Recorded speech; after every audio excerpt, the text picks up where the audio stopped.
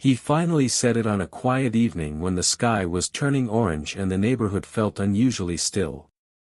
"Why do you keep avoiding me?" His voice wasn't angry. That was the worst part. It was tired. Curious. Almost hurt. I froze with my keys halfway to the door, my chest tightening like it always did when he spoke. I had practiced this moment 100 times in my head, always imagining I'd lie, or laugh it off, or pretend I didn't understand. But the truth rose up before I could stop it. I turned, met his eyes for the first time in months, and said, "Because looking at you hurts." The silence that followed was loud enough to drag every memory back to the surface, memories I had spent years trying to bury under polite smiles and closed curtains. We used to be inseparable. The kind of neighbors people joked about, shared groceries, borrowed tools, late-night conversations sitting on opposite sides of the fence like it was a confessional booth. When I moved in after my divorce, broken and numb, he was the first person who knocked. He brought coffee, bad jokes, and a warmth I wasn't ready for but desperately needed. We never crossed a line. Not officially. But some connections don't need labels to be real. He knew when I was pretending to be okay. I knew when his laughter was forced. We filled each other's quiet without demanding anything in return. And that's what made it dangerous. The night everything changed, it wasn't dramatic. No shouting. No betrayal. Just truth arriving too late. I had just started putting my life back together, new job, fragile confidence, a promise to myself that I wouldn't fall apart again. He told me he was moving. New city. New start. He smiled when he said it, like this was good news, like he hadn't just pulled the ground out from under me. I congratulated him. I hugged him. I went inside and cried on the kitchen floor until the sun came up. I never told him how much he meant to me because I was afraid of needing someone who was already halfway gone. Then the move didn't happen. Plans fell through. He stayed. And I changed. I stopped lingering outside. I timed my exits so I wouldn't see him. I ignored messages that simply said, "You okay?" because the answer was always no, and I didn't trust myself to explain why. Seeing him reminded me of everything I didn't say, everything I felt too late. He wasn't the source of my pain, but he was the mirror that showed it to me. Standing there now, after finally saying the words out loud, I saw confusion flicker across his face, then something deeper. Understanding. Or maybe guilt. He asked me to explain, gently, like he was afraid to scare me away. So I told him. About the nights I sat alone wishing I'd been braver. About how watching him laugh with other people felt like losing him over and over again. About how avoiding him wasn't punishment, it was survival. My voice shook, but I didn't stop. I was tired of carrying it alone. When I finished, he didn't speak right away. He just nodded slowly, like he was piecing together a puzzle he didn't know existed. He apologized, not because he'd done something wrong, but because he hadn't known. And that somehow hurt and healed me at the same time. He asked if I hated him. I laughed, a broken sound. If I hated you, I said, this wouldn't hurt at all. That night, after he went back inside, I sat on my couch staring at the wall, heart pounding. I didn't know if telling the truth had set me free or cracked me open again. But for the first time in a long while, I wasn't pretending. And that mattered. If this story is already hitting close to home, pause for a second, subscribe to the channel. Stories like this don't just entertain, they remind us we're not alone in feelings we rarely say out loud. And there's more you won't want to miss. The next morning, I woke up expecting regret. Instead, there was a strange calm, like the air after a storm. I stepped outside without checking the time, without planning an escape route. He was already there, watering his plants, and for once I didn't turn around. He looked up, surprised, then smiled, careful, like he was handling something fragile. We talked. Not about feelings at first. About weather. About nothing. And somehow that felt monumental. Days passed, and the avoidance barrier slowly dissolved.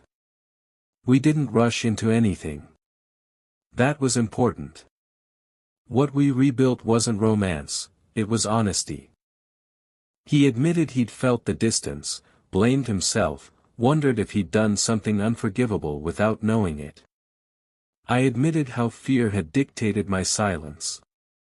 We laughed at how two adults could be so emotionally clumsy while thinking they were protecting themselves. One evening, sitting on the steps between our houses, he asked me a question that changed everything. If I had known then, he said quietly, would it have changed anything? I thought about it for a long time. The truth surprised me. Maybe, I said. But maybe we both needed to grow into people who could handle the answer. Some love doesn't fail, it just arrives before you're ready to hold it. What hurt before didn't hurt the same way anymore. The pain had shifted, softened by understanding. Looking at him still stirred something in my chest, but it wasn't sharp. It was warm. Familiar. Safe. And even if nothing more ever happened, I realized I had already won something rare, the courage to be honest, and the freedom that comes with it. The last time someone asked me why I'd avoided him, I smiled. Because the truth had changed. Looking at him no longer hurt. What hurt was the thought of never having spoken at all. And that's the message I want you to take with you: unspoken feelings don't protect you, they imprison you. Sometimes the bravest thing you can do is tell the truth, even if your voice shakes. If this story moved you, subscribe, like, and share it with someone who needs the courage to say what they've been holding back.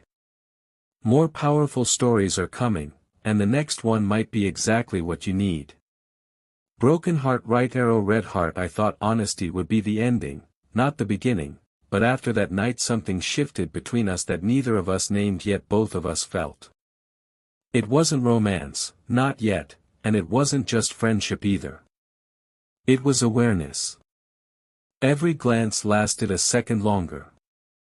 Every silence carried meaning. We started running into each other, accidentally, again, like we used to, but now there was history humming beneath every word. The kind of history that doesn't fade just because time has passed, the kind that waits patiently for courage to catch up. I noticed how careful he was around me, how he measured his words, how he watched my face as if trying to read what I wasn't saying. And I noticed how much effort it took not to fall back into old habits, laughing too easily, caring too deeply, pretending I wasn't terrified of wanting more.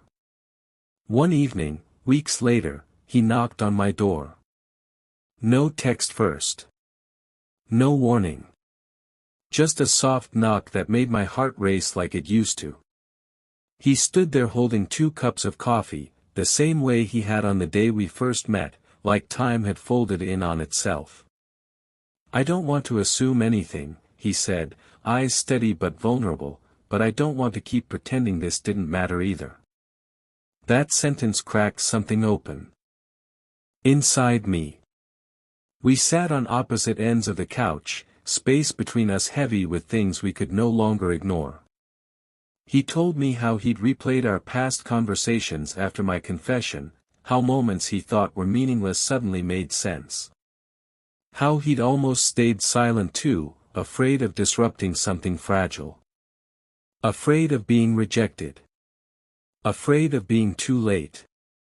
I admitted my biggest truth then, the one I'd never even said out loud to myself. That avoiding him hadn't just been about pain. It had been about fear. Fear that if I let myself hope, I'd lose him for real this time. Fear that if I reached for happiness, it would disappear the way it always seemed to. He listened without interrupting, without trying to fix it, and when I finished, he said something that stayed with me forever. "I can't promise I won't hurt you," he said quietly. "But I can promise I won't disappear without letting you know how I feel." And for someone like me, someone who had been abandoned by silence before, that promise meant everything. What followed wasn't a fairy tale. There were awkward moments. Hesitations. Days when old wounds flared up and I pulled back again, instinctively. But this time, he noticed, and instead of letting distance grow, he asked. Instead of assuming, he communicated. Slowly, trust replaced fear. We learned each other again, not as the people we were back then, but as the people we had become. Stronger. More honest. More aware of how fragile connection really is. The moment that finally changed everything came unexpectedly. A storm knocked out power across the neighborhood, plunging everything into darkness. I stood on my porch, watching rain soak the street, when he appeared beside me with a flashlight and a nervous smile. "Guess we're stuck with candlelight tonight," he said. We sat there listening to the rain, the world quiet and small, and for the first time, there was no weight between us, only possibility. He reached for my hand, slowly, giving me time to pull away. I didn't. And in that simple, gentle moment, I realized something profound. The pain I once felt when I looked at him wasn't gone because love had disappeared, it was gone because fear no longer controlled it. Later that night, when the lights came back on and reality rushed in, we didn't rush anything. We didn't make promises we couldn't keep. But we acknowledged the truth, that some connections don't fade, they wait. That sometimes the person you avoid isn't the one hurting you, it's the one reminding you of what you're afraid to feel. The last line I ever needed to say to him came naturally. "I don't avoid you anymore," I said softly. He smiled, the kind of smile that holds relief and hope at the same time. And in that moment, I understood that healing doesn't mean forgetting, it means finally being brave enough to look.